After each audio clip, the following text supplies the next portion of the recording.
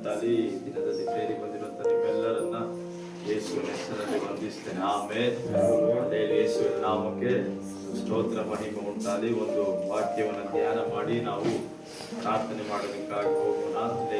ಕೀರ್ತನೆಗಳು 96ನೇ ಅಧ್ಯಾಯ 1ನೇ ವಚನ, 2ನೇ ವಚನ, 3ನೇ ವಚನ. ಯೆಹೋವನಿಗೆ ಹೊಸ ಕೀರ್ತನೆಗಳನ್ನು ಹಾಡಿರಿ, ಹೊಸ ಕೀರ್ತನೆಯನ್ನು ಹಾಡಿರಿ. ಎಲ್ಲಾ ಭೂನಿವಾಸಿಗಳೇ ಯೆಹೋವನಿಗೆ ಹಾಡಿರಿ, ಯೆಹೋವನಿಗೆ ಹಾಡಿರಿ, ಯೆಹೋವನಿಗೆ ಹಾಡಿರಿ, ಯೆಹೋವನಿಗೆ ಹಾಡಿರಿ. ಆತನ ನಾಮವನ್ನು ಕೊಂಡಾಡಿರಿ, ಆತನ ರಕ್ಷಣೆಯನ್ನು ಪ್ರತಿನಿತ್ಯವೂ ಸಾರಿ ಹೇಳಿರಿ, ಆತನ ರಕ್ಷಣೆಯನ್ನು ಪ್ರತಿನಿತ್ಯವೂ ಸಾರಿ ಹೇಳಿರಿ. ಜನಾಂಗಗಳಲ್ಲಿ ಆತನ ಘನತೆಯನ್ನು, ಎಲ್ಲಾ ಜನರಲ್ಲಿ ಆತನ ಅದ್ಭುತ ಕೃತ್ಯಗಳನ್ನು ಪ್ರಸಿದ್ಧಪಡಿಸಿರಿ, ಎಲ್ಲಾ ಜನರಲ್ಲಿ ಆತನ ಅದ್ಭುತ ಕೃತ್ಯಗಳನ್ನು ಪ್ರಸಿದ್ಧಿಪಡಿಸಿರಿ ಎಂಬುದಾಗಿ ದೇವರ ವಾಕ್ಯ ಹೇಳ್ತಾರೆ. ಹಲ್ಲೆಲೂಯಾ. ದೇವನಾಮಕ್ಕೆ ಉಂಟಾಗಲಿ, ಸ್ತೋತ್ರ ಉಂಟಾಗಲಿ. ಕೀರ್ತನೆಯಲ್ಲಿ ಬರೆಯಲ್ಪಟ್ಟಿದೆ, ಯೆಹೋವನಿಗೆ ಹೊಸ ಕೀರ್ತನೆಯನ್ನು ಹಾಡಿರಿ, ಎಲ್ಲಾ ಭೂನಿವಾಸಿಗಳೇ ಯೆಹೋವನಿಗೆ ಹಾಡಿರಿ ಎಂಬುದಾಗಿ ಬರೆಯಲ್ಪಟ್ಟಿದೆ. ಆಮೇಲೆ ಹಲ್ಲೆಲೂಯಾ. ನಾವು ಬೆಳಗಿನ ಜಾವದಲ್ಲಿ ಸೇರಿ ಬರ್ತಾ ಇದ್ದೇವೆ. ಏನ್ ಮಾಡಬೇಕು? ಮೊದಲಾಗಿ ಆತನಿಗೆ ಹೊಸ ಹೊಸ ಹಾಡುಗಳನ್ನ ಹಾಡಿ, ಎಲ್ಲ ಹಾಡುಗಳನ್ನ ಹಾಡಿ ಯಾರ ನಾಮವನ್ನು ಮಹಿಮೆ ಪಡಿಸಬೇಕು? ಯೇಸುವಿನ ನಾಮವನ್ನು ಮಹಿಮೆ ಪಡಿಸಬೇಕೆಂಬುದ ವಾಕ್ಯದಲ್ಲಿ ಹೇಳಲ್ಪಟ್ಟಿದೆ. ಹಲ್ಲೆಲೂಯಾ.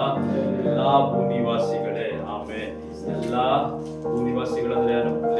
ಜಾತಿ ಧರ್ಮ ಅದೆಲ್ಲ ಏನು ಇಲ್ಲ. ಎಲ್ಲ ಈ ಭೂಲೋಕದಲ್ಲಿ ವಾಸ ಮಾಡುವಂತ ಎಲ್ಲಾ ಜನರು ಯೇಸುವನ್ನು ಏನ್ ಮಾಡ್ಬೇಕಂತೆ? ಹಾಡಿ ದೇವನಾಮವನ್ನು ಮಹಿಮೆ ಪಡಿಸಿರಿ ಎಂಬುದಾಗಿ ಕೀರ್ತನೆಯಲ್ಲಿ ಬರೆಯಲ್ಪಟ್ಟಿದೆ. ಅದು ಮಾತ್ರವಲ್ಲದೆ ಈ ವಾಕ್ಯದಲ್ಲಿ ಬರೆಯಲ್ಪಟ್ಟಿದೆ ನೋಡಿ, ಆತನ ನಾಮವನ್ನು ಕೊಂಡಾಡಿರಿ, ಆತನ ರಕ್ಷಣೆಯನ್ನ ಪ್ರತಿನಿತ್ಯ ಸಾರಿ ಹೇಳಿರಿ. ಆಮೇಲೆ ಯಾರ ರಕ್ಷಣೆಯನ್ನ?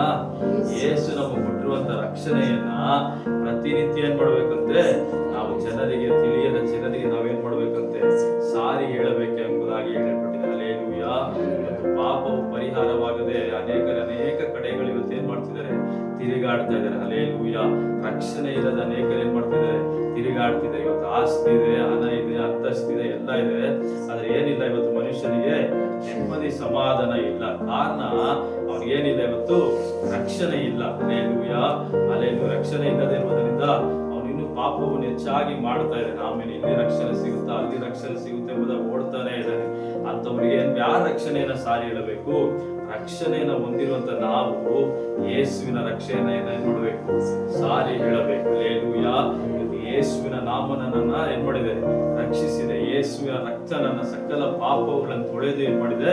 ನನ್ನನ್ನು ಪರಿಶುದ್ಧಗೊಳಿಸಿ ಇವತ್ತು ನನ್ನ ರಕ್ಷಿಸಿದೆ. ಹಲ್ಲೆಲೂಯಾ. ಆದುದರಿಂದ ಯೇಸುವಿನ ರಕ್ತದಲ್ಲಿ, ಯೇಸುವಿನ ನಾಮದಲ್ಲಿ ಏನುಂಟು? ಪಾಪ ಬಿಡುಗಡೆ ಉಂಟು. ಹಲ್ಲೆಲೂಯಾ. ರಕ್ಷಣೆ ಉಂಟು ಎಂಬುದಾಗಿ ಜನರಿಗೆ ಏನ್ ಮಾಡ್ಬೇಕು? ಪ್ರತಿನಿತ್ಯ ಸಾರಿ ಹೇಳಬೇಕು. ಹಲ್ಲೆಲೂಯಾ.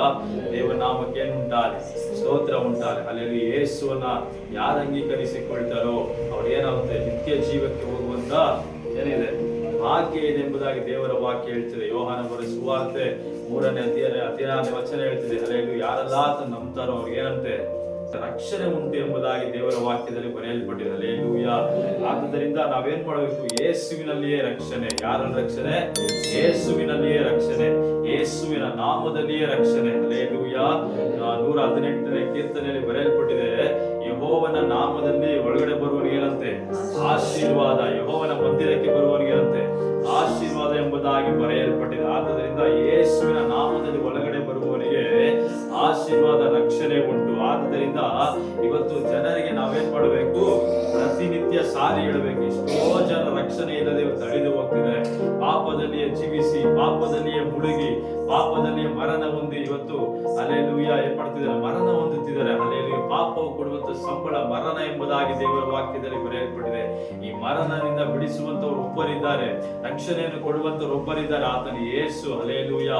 ಆತನಿನ ವ್ಯಾಧಿಯನ್ನು ಗುಣಪಡಿಸುವುದು ಮಾತ್ರವಲ್ಲ, ಆತನಿನ ಕಷ್ಟ ನಷ್ಟಗಳನ್ನು ನೀಗಿಸುವುದು ಮಾತ್ರವಲ್ಲ, ಆತ ನಮ್ಗೆ ಏನನ್ನ ಕೊಡುವಂತವನಾಗಿದ್ದಾನೆ? ರಕ್ಷಣೆಯನ್ನ ಕೊಡುವಂತವನಾಗಿದ್ದಾನೆ. ಇವತ್ತು ಆ ರಕ್ಷಣೆ ನಾವು ನೀವು ಏನ್ ಮಾಡಿದ್ದೇವೆ? ಹೊಂದಿಕೊಂಡಿದ್ದೇವೆ. ಇದನ್ನ ಏನ್ ಮಾಡಬೇಕು? ಪ್ರತಿನಿತ್ಯವೂ ದೇವರಿಗೆ, ಎಲ್ಲ ಬೇರೆ ಜನರಿಗೆ, ಹಲ್ಲೆಲೂಯಾ, ಭೂಲೋಕದಲ್ಲಿರುವಂತ ಎಲ್ಲಾ ಜನರಿಗೆ ಸಾರಿ ಸಾರಿ ಹೇಳ ಹೇಳಬೇಕೆಂಬುದಾಗಿ ದೇವರ ವಾಕ್ಯದಲ್ಲಿ ಹೇಳಲ್ಪಟ್ಟಿದೆ. ಇದು ಹಳೆ ಒಡಂಬಡಿಕೆಯಲ್ಲಿ ಕೀರ್ತನೆಯಲ್ಲೇ ಹೇಳಲ್ಪಟ್ಟಿದೆ ನೋಡಿ. ಅಂದ್ರೆ ದೇವರ ಯೆಹೋವನ ರಕ್ಷಣೆಯನ್ನ ಪ್ರತಿನಿತ್ಯ ಸಾರಿ ಹೇಳಿರಿ. ಹಲ್ಲೆಲೂಯಾ. ನಾಮಕ್ಕೆ ಏನುಂಟ, ದೇವಿ ಪಾಪದಿಂದ ಯಾರ ಬಿಡಿಸ್ತಾರಾ? ಈ ಶಾಪದಿಂದ ಬಿಡಿಸ್ತಾರಾ? ಇವತ್ತು ಸಮಾಧಾನ ಇಲ್ಲ, ಕಷ್ಟ, ಇವತ್ತು ಸಂಕಟ. ಯಾಕೆ? ಇವತ್ತು ರಕ್ಷಣೆ ಇಲ್ಲದಿರುವಂದ್ರೆ ಅವ್ನಿಗೇನು ಸಮಾಧಾನ ಇಲ್ಲ. ಹಲ್ಲೆಲೂಯಾ. ಆದ ರಕ್ಷಣೆಯನ್ನು ಏನ್ ಮಾಡ್ಬೇಕು? ಪ್ರತಿನಿತ್ಯ ಸಾರಿ ಹೇಳಬೇಕೆಂಬುದ ವಾಕ್ಯದಲ್ಲಿ ಬರೆಯಲ್ಪಟ್ಟಿದೆ. ಜನಾಂಗಗಳಲ್ಲಿ ಆತನ ಘನತೆಯನ್ನು, ಎಲ್ಲಾ ಜನರಲ್ಲಿ ಆತನ ಅದ್ಭುತ ಕೃತ್ಯಗಳನ್ನು ಪ್ರಸಿದ್ಧಿಪಡಿಸಿರಿ. ಆಮೆನ್. ಹಲ್ಲೆಲೂಯಾ. ಇಲ್ಲಿ ವಾಕ್ಯದಲ್ಲಿ ಹೇಳಲ್ಪಟ್ಟಿದೆ, ಜನಾಂಗಗಳಲ್ಲಿ ಆತನ ಘನತೆಯನ್ನು, ಎಲ್ಲಾ ಜನರಲ್ಲಿ ಆತನ ಅದ್ಭುತ ಕೃತ್ಯಗಳು ಏನ್ ಮಾಡ್ಬೇಕಂತೆ? ಪ್ರಸಿದ್ಧಿ ಪಡಿಸಬೇಕು. ಹಲ್ಲೆಲೂಯಾ. ಕಾರಣ ಯೇಸುವಿನಿಂದ ಆಗದೇ ಇರುವಂತ ಕಾರ್ಯ ಒಂದು ಇಲ್ಲ. ಹಲ್ಲೆಲೂಯಾ. ಯೇಸುವಿನಿಂದ ಆಗದೇ ಇರುವಂತ ಕಾರ್ಯ ಒಂದು ಇಲ್ಲ. ಅದು ವ್ಯಾಧಿಯೋ, ಅದು ದುರಾತ್ಮವೋ, ಕಷ್ಟವೋ, ಸಂಕಟವೋ, ಹಿಂಸೆಯೋ, ಇಲ್ಲ ಚಿಂತೆಯೋ, ಇಲ್ಲ ಪಾಪದಿಂದ ಬಿಡುಗಡೆಯೋ, ಶಾಪದಿಂದ ಬಿಡುಗಡೆಯೋ, ಎಲ್ಲವೂ ಕೂಡ ಯೇಸು ಏನ್ ಮಾಡ್ತಾರೆ? ಬಿಡುಗಡೆಯನ್ನು ಕೊಡುವಂತವರಾಗಿದೆ. ಹಲ್ಲೆಲೂಯಾ. ಅದನ್ನು ಏನು ಸಲ್ಲಿಸುವುದು ಬೇಕಾಗಿಲ್ಲ. ನನ್ನ ಹೃದಯವನ್ನು ಆತನು ಒಪ್ಪಿಸಿಕೊಟ್ಟು, ಯಪ್ಪ ನನ್ನ ಚಿಂತಾ ಭಾರವನ್ನೆಲ್ಲ ನಿನ್ನ ಮೇಲೆ ಹಾಕ್ತೇನೆ, ನನ್ನ ಪಾಪವನ್ನೆಲ್ಲ ನಿನ್ನ ಮೇಲೆ ಹೊರಿಸ್ತೇನೆ, ಈ ವ್ಯಾಧಿಯೆಲ್ಲ ಅಪ್ಪ ಗುಣಪಡಿಸು ಎಂಬುದಾಗಿ ಕೇಳಬೇಕಾದ್ರೆ ಯೇಸಪ್ಪ ನಮಗೆ ಬಿಡುಗಡೆಯನ್ನು ಕೊಡುವಂತವನಾಗಿದೆ. ಹಲ್ಲೆಲೂಯಾ. ಎಲ್ಲರೂ ಕೈ ಬಿಟ್ಟದ ಸಮಯದಲ್ಲಿ, ಯಾರು ಇಲ್ಲ ಎಂಬುದಾಗಿ ಹೇಳುವಂತ ಸಮಯದಲ್ಲಿ ಯೇಸುವೇ ಎಂಬುದಾಗಿ ಕರೆಯಬೇಕಾದ್ರೆ ಆತ ನಮ್ಗೆ ಏನ್ ಮಾಡ್ತಾನೆ? ಸಹಾಯ ಮಾಡುವಂತವನಾಗಿದ್ದಾನೆ. ವಾಕ್ಯದಲ್ಲಿ ಬರೆಯಲ್ಪಟ್ಟಿದೆ, ಇಕ್ಕಟ್ಟಿನಲ್ಲಿ ಆತ ನಮ್ಗೇನಂತೆ? ಬರೇ ಸಹಾಯಕನಲ್ಲ, ವಿಶೇಷ ಸಹಾಯಕನೆಂಬುದಾಗಿ ವಾಕ್ಯದಲ್ಲಿ ಬರೆಯಲ್ಪಟ್ಟಿದೆ. ಆದ್ದರಿಂದ ಇವತ್ತು ನಾವೇನ್ ಮಾಡಿದ್ದೇವೆ?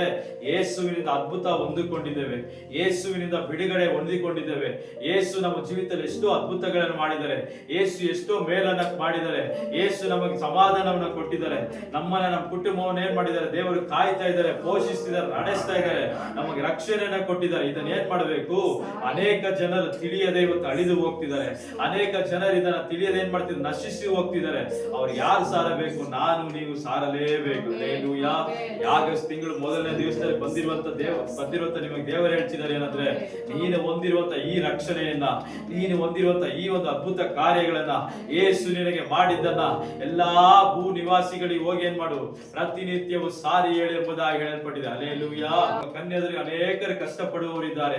ಹಲ್ಲೆಲೂಯಾ. ನೀವು ಅನೇಕರನ್ನ ಹಲ್ಲೆಲೂಯಾ ಪಾಪದಲ್ಲಿ ಮುಳುಗಿ ಹೋಗಿರೋ ನೋಡ್ತಿದ್ದೇವೆ. ಅವರೆಲ್ಲ ಏನ್ ಮಾಡ್ಬೇಕು? ರಕ್ಷಣೆಯನ್ನ ಸಾರಿ ಹೇಳಬೇಕು. ಹಲ್ಲೆಲೂಯಾ. ವಾಕ್ಯದಲ್ಲಿ ನೋಡ್ತೇವೆ, ಯೋಹಾನ ಬರೆದ ಸುವಾರ್ತೆಯಲ್ಲಿ 4ನೇ ಅಧ್ಯಾಯದಲ್ಲಿ ನೋಡಬೇಕಾದ್ರೆ ಸಮ್ಮರಿಯ ಸ್ತ್ರೀ ಕುರಿತಾಗಿ ಬರೆಯಲ್ಪಟ್ಟಿದೆ.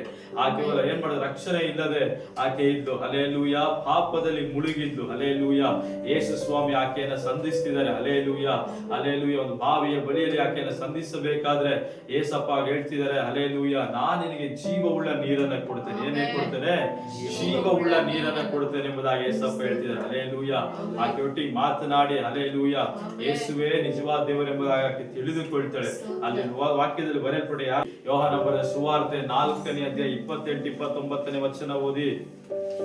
ಆಗ ಆ ಹೆಂಗಸು ತನ್ನ ಕೊಡವನ್ನು ಅಲ್ಲೇ ಬಿಟ್ಟು ಊರಳಕ್ಕೆ ಹೋಗಿ ಜನರಿಗೆ, ಅಲ್ಲಿ ಒಬ್ಬನಿದ್ದಾನೆ, ನಾನು ಇದುವರೆಗೆ ಮಾಡಿದ್ದನ್ನೆಲ್ಲ ನನಗೆ ಹೇಳಿದನು, ಬಂದು ಅವನನ್ನು ನೋಡಿ ಬರತಕ್ಕ ಕ್ರಿಸ್ತನು ಅವನೇ ಏನೋ ಎಂದು ಹೇಳಲು ಆತನ ಬಳಿಗೆ ಬರುವುದಕ್ಕೆ ಊರೊಳಗಿಂದ ಹೊರಟರು.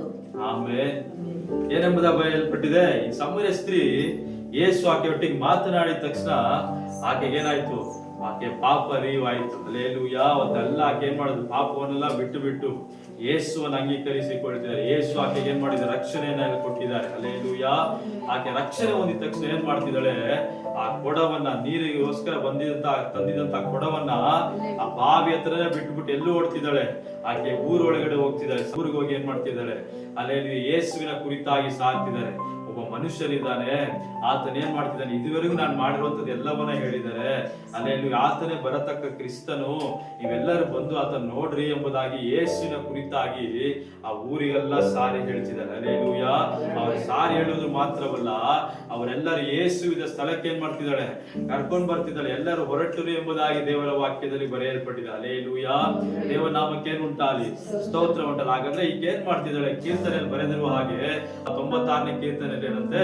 ಪ್ರತಿನಿತ್ಯವೂ ರಕ್ಷಣೆಯನ್ನ ಸಾರಿ ಹೇಳ್ತೀನಿ. ಅವತ್ತನ ರಕ್ಷಣೆ ಹೊಂದಿದ್ದಾಳೆ. ರಕ್ಷಣೆ ಹೊಂದಿದ ತಕ್ಷಣನೇ ಆ ಊರೊಳಕ್ಕೆ ಹೋಗಿ ಯೇಸುವಿನ ಕುರಿತಾಗಿ, ಆತನ ರಕ್ಷಣೆಯ ಕುರಿತಾಗಿ, ಯೇಸು ಯಾರೆಂಬುದಾಗಿ, ಯೇಸು ಎಷ್ಟು ದೊಡ್ಡವನೆಂಬುದಾಗಿ, ಯೇಸು ರಕ್ಷಣೆಯನ್ನು ಕೊಡುವಂತವನೆಂಬುದಾಗಿ ಎಲ್ಲ ಜನರಿಗೆ ಸಾರಿ ಹೇಳಿ ಅವರನ್ನೆಲ್ಲ ಯೇಸುವಿನ ಬಳಿಗೆ ಕರೆತರುವುದನ್ನು ನಾವು ನೋಡ್ತಿದ್ದೇವೆ. ಹಲ್ಲೆಲೂಯಾ, ದೇವನಾಮಕ್ಕೆ ಉಂಟಾಗಲಿ, ಸ್ತೋತ್ರ ಉಂಟಾಗಲಿ. ಇವತ್ತು ನಾವು ನೀವು ರಕ್ಷಣೆ ಹೊಂದಿ ಎಷ್ಟೋ ವರ್ಷಗಳಾಯ್ತು. ಹಲ್ಲೆಲೂಯಾ, ಎಷ್ಟೋ ತಿಂಗಳುಗಳಾಯ್ತು, ಎಷ್ಟೋ ದಿವಸಗಳಾಯ್ತು. ಹಲ್ಲೆಲೂಯಾ, ಇದುವರೆಗೂ ಕೂಡ ಏನ್ ಮಾಡದೇ ಇದ್ದೇವೆ? ಒಬ್ಬರಿಗೆ ಕೂಡ ಆತನ ರಕ್ಷಣೆಯನ್ನ ಸಾರಿ ಹೇಳದೇ ಇದ್ದೇವೆ. ಆಮೇನ್. ಒಬ್ಬರಿಗೆ ಕೂಡ ಸುವಾರ್ತೆಯನ್ನು ಹೇಳದೇ ಇದ್ದೇವೆ. ಹಲ್ಲೆಲೂಯಾ, ಅನೇಕರು ಪಾಪದಲ್ಲಿ ಮುಳುಗಿ ಸಾಯ್ತಿದ್ದಾರೆ. ಅನೇಕರು ಯೌವನಸ್ಥರ ಚಟಗಳಲ್ಲಿ ಮುಳುಗ್ತಾ ಇದ್ದಾರೆ. ಅನೇಕ ಕುಟುಂಬಗಳಲ್ಲಿ ಸಮಾಧಾನ ಇಲ್ಲ. ಅನೇಕ ಕುಟುಂಬಗಳಲ್ಲಿ ಶಾಪವು ಏನ್ ಮಾಡ್ತಿದೆ? ಹಲ್ಲೆಲೂಯಾ, ಹಿಂದಟ್ಟಿ ಬಂದು ಅನೇಕ ಕುಟುಂಬಗಳ ನಾಶ ಪಡಿಸ್ತಾ ಇದೆ. ಆದದರಿಂದ ಪಾರಂಪರಿಕವಾಗಿ ಬಂದಂತ ಶಾಪಗಳು, ಪಾಪಗಳೆಲ್ಲ ಇವತ್ತು ಏನ್ ಮಾಡ್ತಾರೆ? ಅನೇಕರನ್ನ ಹಿಂಸಿಸ್ತಿದೆ. ಹಲ್ಲೆಲೂಯಾ, ಅದರಿಂದ ಬಿಡಿಸುವಂತವರು ಯಾರು? ಒಬ್ಬರಿದ್ದಾರೆ, ಆತನೇ ಯೇಸು. ಹಲ್ಲೆಲೂಯಾ, ನಾವು ಯಾವ ಪರಿಹಾರನ ಮಾಡಬೇಕಾಗಿಲ್ಲ, ಯಾವ ಹಣವನ್ನು ಕೊಡಬೇಕಾಗಿಲ್ಲ. ಅವರಿಗೆ ನೀನು ಯೇಸುವಿನ ಕುರಿತಾಗಿ ಹೇಳುವುದಾದ್ರೆ, ಅವರು ಯೇಸುವನ್ನು ಅಂಗೀಕರಿಸಿಕೊಳ್ಳಬೇಕಾದ್ರೆ ಯೇಸು ಅವರಿಗೆ ಬಿಡುಗಡೆಯನ್ನು ಕೊಡುವಂತವನಾಗಿದ್ದಾನೆ. ಹಲ್ಲೆಲೂಯಾ, ನನ್ನ ಕೆಲಸ, ನಿನ್ನ ಕೆಲಸ ಏನು? ಆತನ ಒಂದು ರಕ್ಷಣೆಯನ್ನ ಎಲ್ಲಾ ಜನರ ಬಳಿಯಲ್ಲಿ ಸಾರಿ ಹೇಳಬೇಕು. ಹಲ್ಲೆಲೂಯಾ, ಹೇಳಬೇಕಾದ್ರೆ ಅದರಲ್ಲಿ ಆನಂದ ಏನಾಗುತ್ತೆ? ಸಿಗುತ್ತೆ. ಆಮೇಲೆ ದೇವರು ಸತ್ತವರ ಜೀವಿತವಾಗಿ ಬದುಕಿಸಿದ, ಸತ್ತು ಹೋದಂತ ಲಾಜರನ ಸಮಾಧಿಯಿಂದ ದೇವರು ಎದ್ದೇಳಿಸಿದ್ದಾರೆ. ಸತ್ತು ಹೋದಂತ ಯಾಯರನ ಮಗಳನ್ನ ದೇವರು ಎದ್ದೇಳಿಸಿದ್ದಾನೆ. ಇವತ್ತು ಯೇಸುವಿನ ಬಳಿಯಲ್ಲಿ ಬರುವವರಿಗೆ ಅನೇಕರಿಗೆ ದೇವರ ಅದ್ಭುತವನ್ನ ಮಾಡುವಂತವನಾಗಿದೆ. ಕುರುಡರಿಗೆ ಕಣ್ಣನ್ನು ಕೊಟ್ಟಿದ್ದಾನೆ, ಕಿವುಡರಿಗೆ ಕಿವಿಯನ್ನು ಕೊಟ್ಟಿದ್ದಾನೆ, ಪಾರ್ಶ್ವವಾಯು ರೋಗಿಗಳನ್ನ ಸ್ವಸ್ಥ ಮಾಡಿದ್ದಾನೆ. ಅಲ್ಲಿ ಸಮರ್ಯ ಸ್ತ್ರೀ ಚಕ್ಕ ಎಂಬುದಾಗಿರುವಂತಹ ಮನುಷ್ಯರುಗಳನ್ನ ದೇವರು ಸಂಧಿಸಿ ಅಲ್ಲಿ ಅವರನ್ನ ಬದಲಾಯಿಸಿದ, ರಕ್ಷಣೆಯನ್ನ ಕೊಟ್ಟಿದ್ದಾರೆ. ಇವತ್ತು ನನಗೂ ನಿನಗೂ ನೀಡುವಂತವನಾಗಿದ್ದಾನೆ. ಹಲ್ಲೆಲೂಯಾ, ನೀವು ಅದನ್ನ ಸಾರಿ ಹೇಳಬೇಕಾದ್ರೆ, ಯಾರೆಲ್ಲ ಸಾರಿ ಹೇಳ್ತಿರೋ ಅವರೆಲ್ಲ ಅಂಗೀಕರಿಸಬೇಕಾದ್ರೆ ಅವ್ರಿಗೂ ರಕ್ಷಣೆಯನ್ನು ದೇವರು ನೀಡುವಂತವನಾಗಿದ್ದಾನೆ. ಹಲ್ಲೆಲೂಯಾ, ಆಗಸ್ಟ್ ತಿಂಗಳು ಪೂರ್ತಿಯಾಗಿ ನಾವು ದೇವ ತೀರ್ಮಾನ ಮಾಡಿಕೊಳ್ಳೋಣ.